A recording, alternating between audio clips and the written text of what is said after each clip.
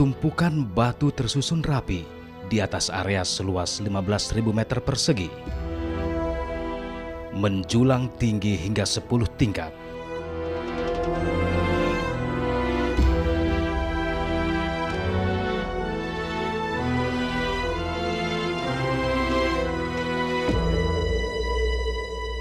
Ibarat sebuah bangunan dari Lego, balok-balok batu ini saling mengait, meski tanpa bahan perekat sama sekali.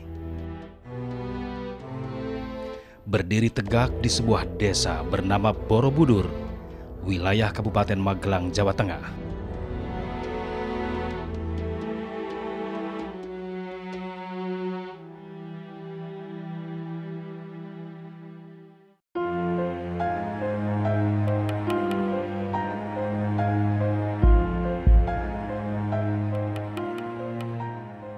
Candi Borobudur diperkirakan telah ada sejak tahun 824 Masehi. Dibangun ketika pengaruh Buddha Mahayana masih berjaya di Kerajaan Mataram kuno.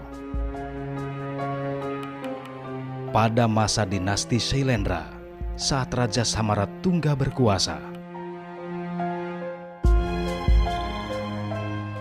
Pada abad keemasannya, Candi megah ini menjadi tujuan para peziarah dari seluruh penjuru dunia. Mulai dari negeri Tiongkok, India, hingga Kamboja.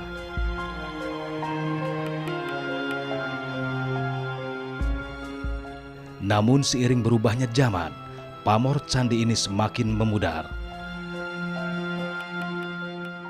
Mulai jarang dikunjungi dan menjadi tak terawat.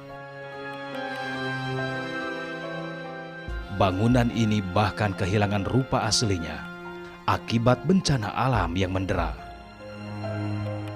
Candi Borobudur terabaikan selama berabad-abad lamanya.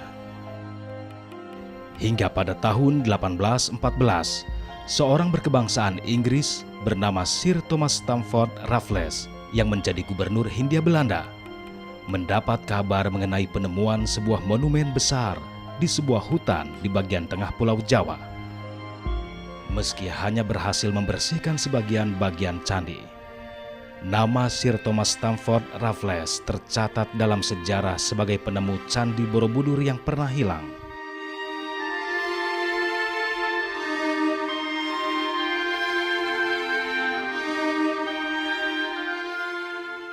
Ketika Belanda mengambil alih kekuasaan Inggris di Hindia Belanda pada tahun 1816, perhatian terhadap Candi Borobudur kembali meredup.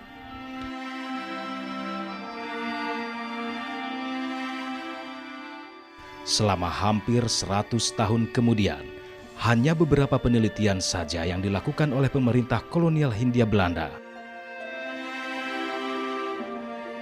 Sedangkan yang marak terjadi adalah penjarahan.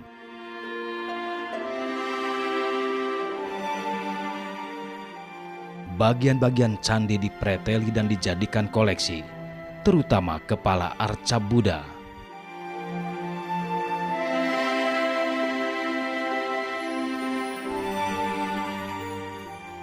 Praktek perdagangan bagian candi ini melahirkan sebuah usul kontroversial untuk membongkar Candi Borobudur secara keseluruhan dan memindahkan relief-reliefnya ke museum.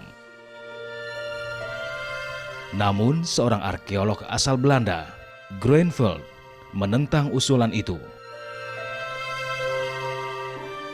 Ia berusaha mempertahankan agar bangunan ini tetap utuh, meski praktek pencurian masih terus terjadi.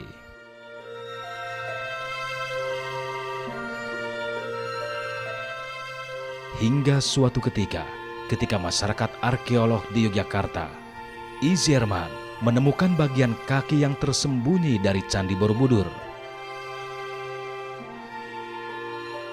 Penemuan yang mendorong pemerintah kolonial Hindia Belanda mengambil langkah untuk tetap melestarikan bangunan Candi Borobudur.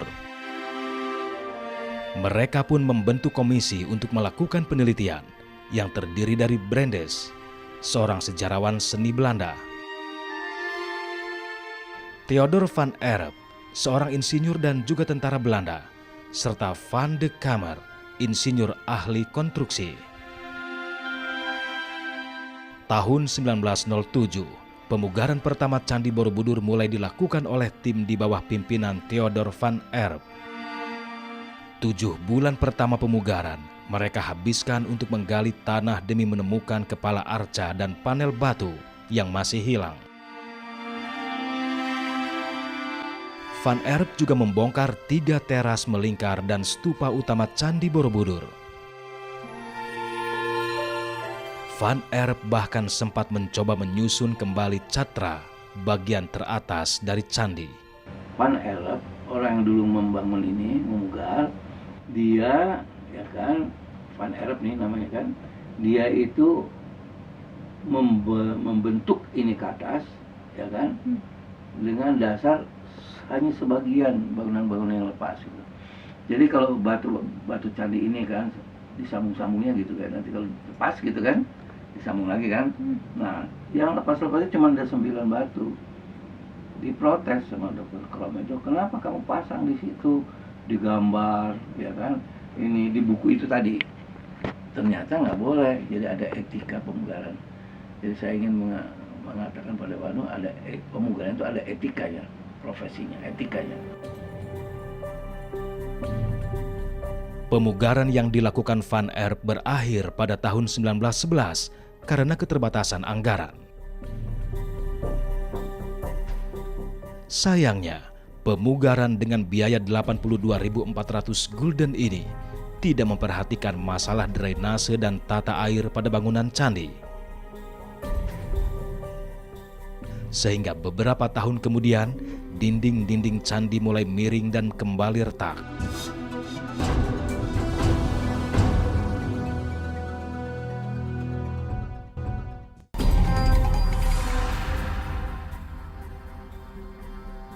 Masa penjajahan Belanda berganti dengan masa penjajahan Jepang. Jepang dengan sengaja membebaskan tahanan Belanda bernama Stotterheim yang bertugas mengawasi Candi Borobudur agar perbaikan bangunan candi tetap dapat berjalan. Tahun 1945, Indonesia merdeka. Indonesia disibukkan dengan kondisi negara yang belum stabil. Candi Borobudur kembali terabaikan. Baru pada tahun 1960, keinginan untuk memugar Candi Borobudur kembali mencuat. Namun sayang, keinginan ini tidak didukung peralatan serta dana yang memadai. Hingga akhirnya harapan datang dari seorang Daud Yusuf, pria kelahiran Medan yang menaruh perhatian besar terhadap tumpukan batu bernama Candi Borobudur ini. Saya ke Jogja ingin menemui teman karib saya sejak kecil yang di Medan, Adi Putra Parlindungan, yang menjadi mahasiswa di Gajah Mada untuk S3. Nah, dalam pembicaraan di sana, kami sepakat untuk mengunjungi Borobudur. Dan kami dengar kalau ke Borobudur itu sebaiknya waktu bulan purnama, karena ada pemandangan yang khas gitu. Jadi kami bersiap-siap untuk menginap di sana, dan kami tahu tidak ada pesanggerahan, tapi warung-warung di sekitar Borobudur itu menerima orang untuk menginap lah secara sederhana. Jadi Adi Putra dan saya ke Borobudur,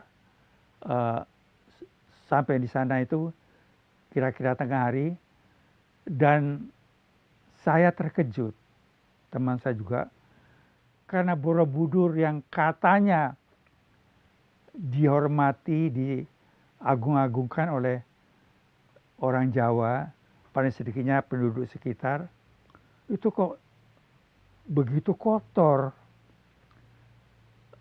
Halamannya itu luas, di situ ada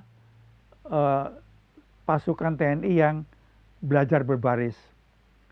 Ada anak-anak desa yang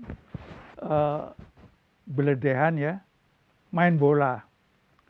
Ada kambing, ada sapi dengan kotorannya.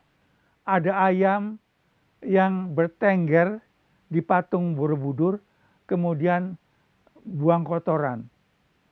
Jadi kotor sekali, tidak terawat, tidak seperti orang menghormati satu gedung gitu ya.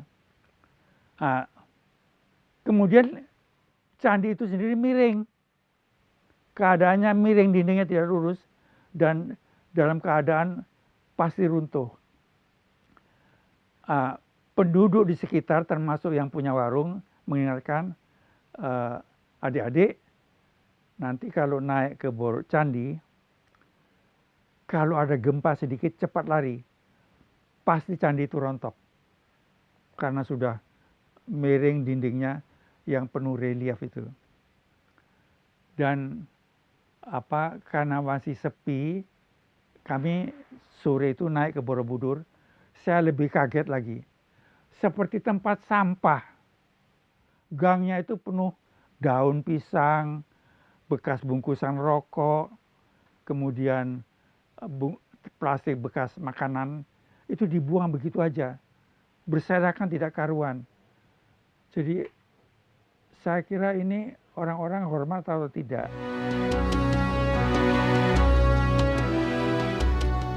Pertemuan pertama Daud dengan Borobudur begitu membekas.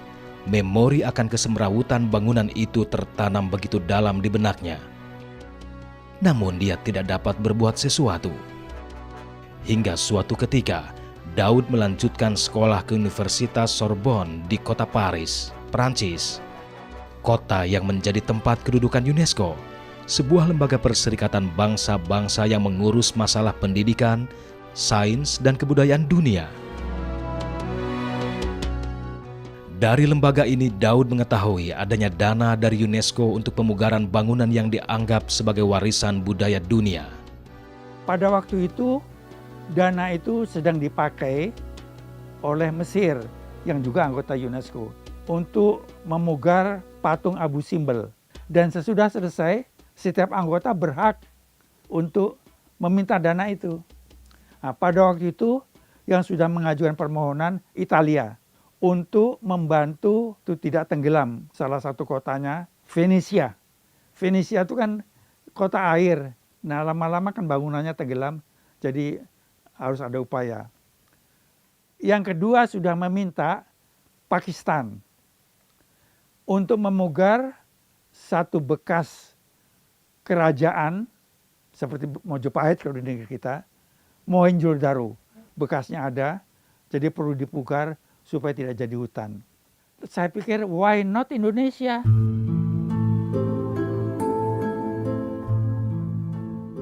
Dari sanalah perjuangan Daud Yusuf untuk menyelamatkan Candi Borobudur dimulai. Daud menceritakan hasil temuannya kepada Duta Besar Indonesia di Perancis. Namun sayang, pihak kedutaan tidak dapat berbuat banyak karena segala keputusan harus bersumber dari pusat, yaitu Jakarta. Namun Daud tak patah semangat. Ia terus mengikuti setiap diskusi yang diselenggarakan UNESCO, meski tanpa dukungan dari kedutaan Indonesia setempat. Sejak saat itu, Daud semakin rutin mengikuti pertemuan di UNESCO.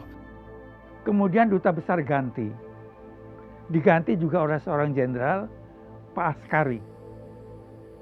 Nah, Pak Askari waktu revolusi, waktu itu kapten, dia diperbantukan pada Daud Bereh di Aceh.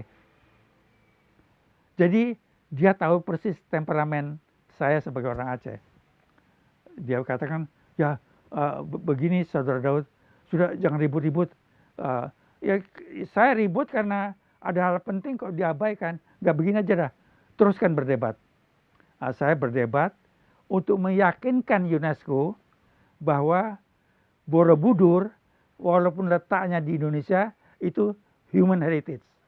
Saudara Daud Yusuf saya resmikan menjadi penasehat delegasi Indonesia. Ia bahkan rela membolos kuliah demi menghadiri setiap debat yang berkaitan dengan usaha penyelamatan Candi Borobudur.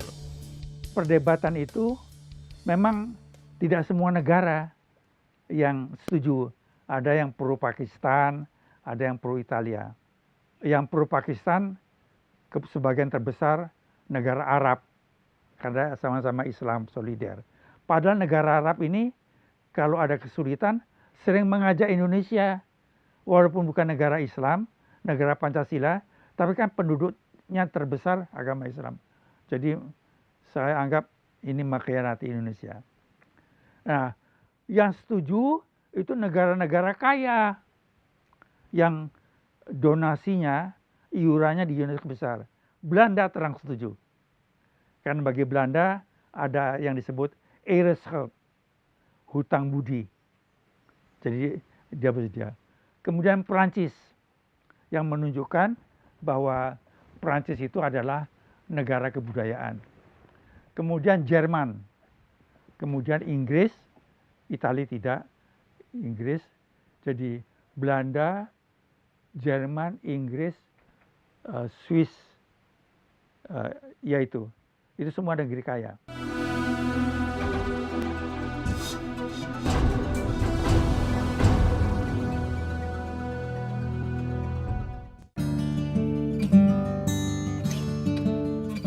Bulan Agustus 1967, perjuangan Daud membuahkan hasil. Pada Kongres ke-27 di Amerika Serikat, UNESCO akhirnya menyetujui pemberian bantuan untuk perbaikan Candi Borobudur. UNESCO mulai mengirim tenaga ahli pada awal tahun 1968. Mereka menyimpulkan bahwa Candi Borobudur memang layak dipugar dan harus dilakukan secepatnya, meski masih harus menunggu pencairan dana dari UNESCO. Tahun 78, saya dipanggil oleh Presiden waktu itu Pak Harto, sesudah pemilu, menanyakan apakah saya bersedia membantu dia dalam pembangunan pendidikan dan kebudayaan. Saya katakan saya bersedia Pak, karena saya sudah punya konsep. Karena di UNESCO juga ada birokrasi. Jadi pada waktu saya jadi menteri itulah dana cair dari UNESCO bisa dipakai, sudah bisa dimulai kerja. Pemugaran kedua Candi Borobudur pun dimulai. Nama saya Tukijan. Dalam pemugaran Candi Borobudur tahun 73 sampai dengan tahun 83, saya di sana ditugasi sebagai wakil kepala sektor teknoarkeologi. Yaitu sektor teknoarkeologi itu adalah bagian yang melaksanakan pembongkaran dan pemasangan kembali batu-batu candi. Saya bekerja di Borobudur itu mulai tahun 71. Saya itu kan lulusan STM Bangunan tahun 70. Pada waktu itu saya tuh mencari pekerjaan itu ternyata juga sulit. Saya akhirnya terus datang ke kantor tenaga kerja di Jogja itu. Kemudian saya menanyakan perihal surat saya dari sekolah itu. Nah, intinya bahwa di Borobudur ada pekerjaan baru, yaitu pekerjaan ada proyek restorasi Candi Borobudur. Nah, waktu itu di Borobudur membutuhkan tenaga-tenaga teknisi lulusan STM dan SMA, jadi STM Bangunan dan SMA IPA. Nah, kemudian di Borobudur itu akan dididik sebagai kader teknisi. Nah, kemudian kami jalani tes di UGM, alhamdulillah saya dinyatakan lulus dan diterima di Borobudur. Nah, itu saya masuk di Borobudur itu bulan Juli tahun 1971. Nah, kemudian saya di Borobudur mengikuti perkuliahan di sana. Jadi kami itu yang STM Bangunan itu 10 orang, SMA Paspal itu 10 orang, itu dididik untuk menjadi tenaga-tenaga teknis menengah pemugaran Candi Borobudur. Jadi pada waktu siang hari kita bekerja, kalau kami dari jurusan bangunan gedung itu mengukur dan menggambar semua elemen Candi Borobudur. Kemudian pada siang hari, kadang-kadang sore hari adalah kuliah. mengenai teknik pemugaran atau teknik pengukuran dan penggambaran. Kemudian ada pengantar arkeologi, ada bahasa Inggris, ada teknik konstruksi, jadi konstruksi beton itu, dan juga diajari mengenai memotret, kemudian mencuci di kamar gelap, kemudian mencetak, itu juga diajari waktu itu. Nah, ini berlangsung kurang lebih 3 tahun. Jadi kami tahun 71, karena saya itu termasuk angkatan pertama, dan kami dinyatakan lulus itu di tahun 74. Nah, untuk kader teknis ini di Borobudur itu ada 5 angkatan. Angkatan pertama tahun 71, angkatan kedua 72, angkatan ketiga 73, kemudian angkatan keempat itu 74, dan angkatan kelima tahun 75. Bersamaan dengan itu juga akan dimulainya pemugaran Candi Borobudur.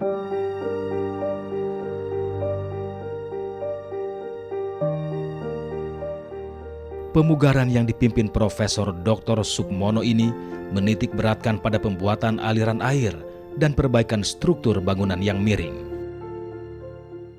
Dalam pemugaran Candi Borobudur itu karena dalam perencanaannya itu adalah dari masing-masing tingkat ini dipasang beton. Untuk lorong 1 itu tebalnya 64 cm, kemudian lorong 2 64 cm, lorong 3, lorong 4 ini 42 cm, kemudian di bagian atas sendiri di lorong 5 itu 22 cm. Kemudian di dalam pelaksanaan pembongkaran itu kita tidak mungkin kalau kita melaksanakan pembongkaran secara keseluruhan, karena ini nanti itu kaitannya dengan pengamanan batunya sendiri, karena batu-batu yang akan dibongkar selain sudah digambar itu nanti masing-masing batu itu diberi nomor karena apa? Nomor di dalam wadah, yaitu wadah batu itu disebut palet. Nah, setiap palet itu maksimal isinya 9 batu. Nah, masing-masing batu itu diberi nomor, di samping batunya sendiri juga gambar. Jadi setiap bidang candi ini ada gambar batu-batu candi, di situ diberi nomor juga. Diberi nomor. Nah, kemudian di dalam pelaksanaan pembongkarannya ini dibagi menjadi beberapa tim. Kalau nggak salah waktu itu langsung bekerja itu sebanyak 13 tim kalau nggak salah, dari 2 sisi jadi 26 tim. Masing-masing tim itu area kerjanya sepanjang 7 meter. Ini 7 meter, jadi ini bersamaan di tingkat diawali dari tingkat paling atas, yaitu di dinding lorong 4, kemudian lorong 5, lorong 3, kemudian lorong 2, baru ke lorong 1. Jadi ini untuk pembongkarannya itu masing-masing tim itu punya tugas membongkar batu sepanjang 7 meter.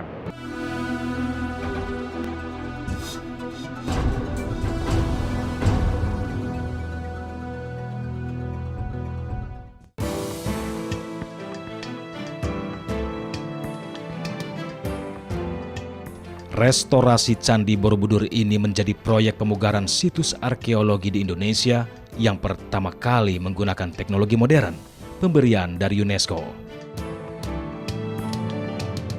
Pemugaran untuk pertama kalinya di Indonesia, yaitu pemugaran bangunan candi menggunakan peralatan modern, di mana untuk alat angkut dan angkat itu sudah menggunakan tower crane yang untuk mengangkat di bagian atas, kemudian diturunkan ke bawah, kemudian di bawah ini ada gantry crane. Gantry crane itu adalah menghubungkan halaman atas candi untuk membawa batu ke halaman bawah untuk perlakuan konservasi. Kemudian di bawah itu untuk pengangkutan di halaman itu menggunakan forklift, ya. Kemudian untuk penampungan batu, jadi batu-batu yang sudah dibersihkan, diawetkan dan sebagainya, menunggu giliran untuk pemasangan kembali di atas candi, itu di sana ada traveling crane. Nah itu, jadi ini peralatan-peralatan ini untuk pertama kalinya dalam pemugaran Candi Borobudur, yaitu bangunan purbakala di Indonesia. Sebelumnya belum pernah ada.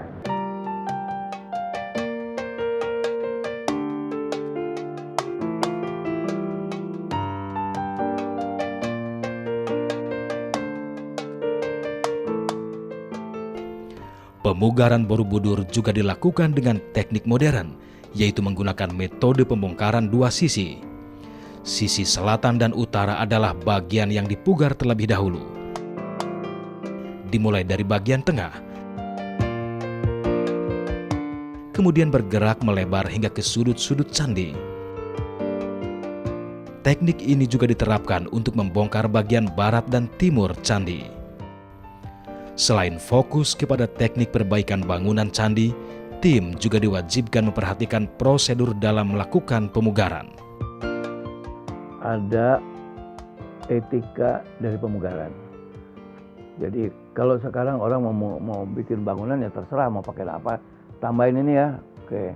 Ganti sama besi ya, boleh. Rangkanya ini kan kayu, bikin besi bisa. Kalau ini bangunan itu otentik, asli. Kita harus mengangkutkan yang asli. Nah, jadi harus benar-benar diteliti asli atau enggak batunya gitu. Nggak bisa kita nempel-nempel gitu. Nah kalau kurang jangan bikin macam-macam gitu. Jadi harus ada asli di dalam materialnya, asli di dalam bentuknya, asli di dalam gayanya, asli di dalam ukurannya, ya kan? Dan asli bagaimana membentuk-bentuknya. Jadi tadi misalnya kita lihat antara pasangan batu satu sama lainnya, dipasang sih itu ganti lah, kita pakai semen aja, nggak bisa. Di dalam pemugaran arkeologi itu harus keaslian, itu penting, authenticity, harus otentik, makanya jadi mahal kan.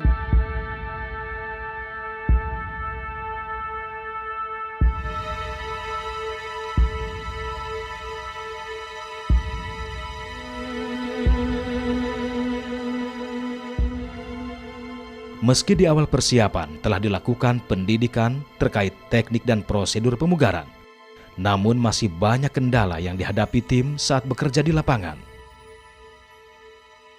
Di dalam pemasangan kembali itu justru kendala yang kita temukan itu banyak sekali.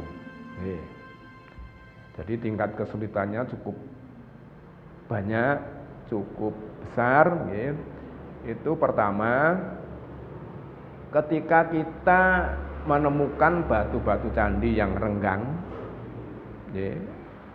itu di dalam rekonstruksi atau penyusunan kembali atau pemasangan kembali itu kan kita rapatkan. Nah, kita rapatkan jadi nat-nat jadi rapat semua, sehingga panjang bidang-bidang candi itu menjadi berkurang. Nah, ini semua sudah kita hitung, sudah kita tentukan, kita hitung koordinatnya dari masing-masing titik tiap tingkat. Tapi toh pada saat pertemuan dua bidang candi dari sisi utara dan selatan terhadap bidang candi dari sisi barat dan timur, ini di sini ada kendala-kendala. Nah, kendala itu diantaranya misalnya kurang sedikit, kemudian ini agak justru kelebihan atau agak tapi ini tidak seberapa banyak itu. Tapi ini semua perlu penanganan yang sangat hati-hati agar batu-batu candi itu tetap utuh di dalam pemasangan kembali. Karena ini untuk pemasangan kembali itu kita terikat juga suatu aturan dari kepurbakalaan bahwa kita tidak boleh mengurangi dan menambah batu-batu candi yang dipugar. Nah, penambahan itu bisa dilakukan apabila batu yang bersangkutan hilang. Nah, hilang itu bisa diganti dengan yang baru apabila dari sudut konstruksi itu sangat diperlukan. Misalnya di lapisan bawah itu ada beberapa batu yang hilang, padahal di lapisan atasnya itu ada batu di situ. Nah, ini di bagian bawah ini terpaksa harus dipasang batu baru.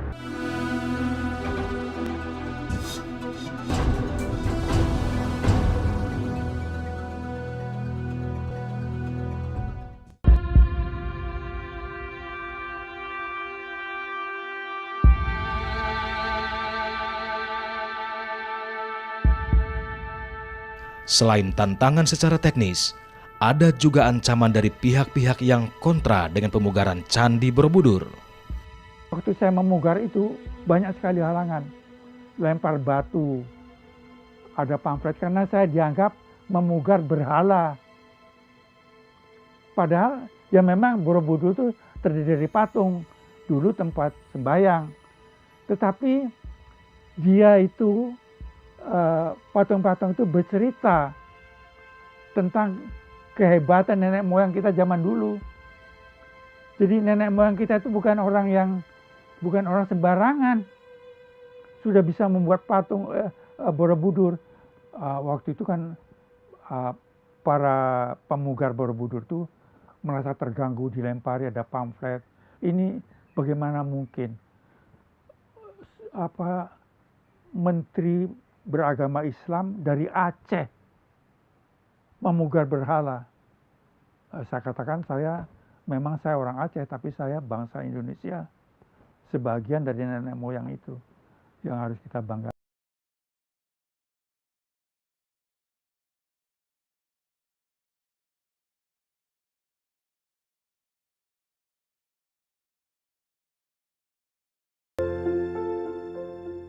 Tahun 1983, pemugaran kedua Candi Borobudur selesai dilakukan. Hasilnya sungguh mengagumkan.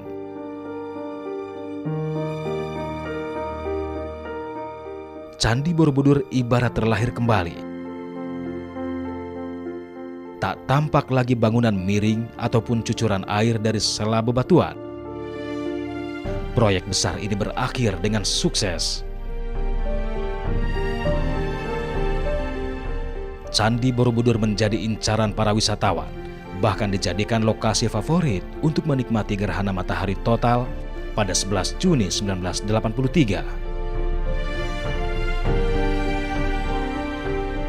Namun ancaman bagi Borobudur belum berakhir. Tahun 1985, sebuah kelompok radikal kanan mencoba meledakkan Candi Borobudur. 9 bom dipasang pada patung Buddha yang berada di bagian atas candi. 7 diantaranya meledak. Itu sangat disedihkan karena menurut peraturan kalau bangunan kuno dipugar itu tidak boleh diganti dengan buatan baru. Yang sudah rusak ya rusak. Kalau kepala Buddha itu nggak ada ya kepala Buddha nggak ada. Dan waktu itu tidak ada reaksi dari Menteri Pendidikan dan Kebudayaan, yaitu Profesor Nugroho. Saya telepon, saya katakan, Pak Menteri, kalau kementerian diam saja, saya akan membuat press conference mengkritik itu. Ya ini sangat peka, karena yang meledakkan itu kelompok Islam gitu.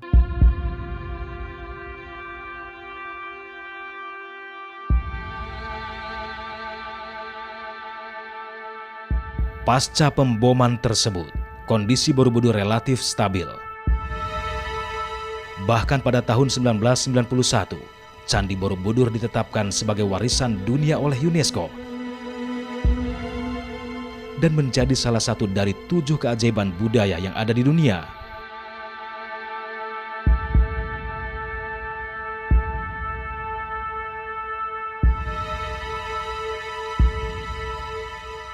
Meski kini Borobudur menjadi perhatian dunia, namun tantangan pelestariannya tidak berhenti sampai di sini saja.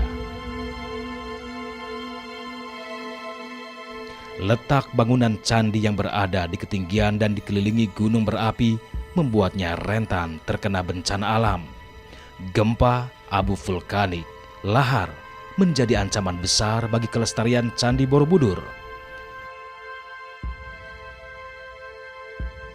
Selain itu, kondisi bangunan yang terus-menerus dikunjungi wisatawan juga membuatnya sangat rentan terhadap kerusakan. Sampai tangganya menjadi rusak-rusak. Nanti kita sampaikan situ, ya kan? Jadi tangga juga jadi rusak. Makin lama makin jutaan orang datang ke situ. Kalau tetap pakai sepatu, ya rusak. Di berbagai tempat udah pakai sendal, ya kan? Kalau sendal repot, ya apa gitu, dibeliin aja sendal, dicap Borobudur gitu kan. Tiketnya berapa, tambahin aja buat masukin sendal. Kalau dia pakai sepatu, masukin ke kantong plastik, beliin kantong plastik hitam itu, masukin, dia jalan pakai sendal Borobudur nanti jadi. Tapi itu kan belum dilakukan. Berbagai upaya terus dilakukan untuk tetap menjaga kelestarian Candi Borobudur. Jangan sampai anak cucu kita nanti kelak hanya mendengar once upon a time there was a candi. Ini Borobudur. Mana potretnya ini. Ya, jangan sampai begitu. Jadi kita bisa tahu kalau bisa dia runtuh bersama runtuhnya Republik Indonesia, yaitu di hari kiamat.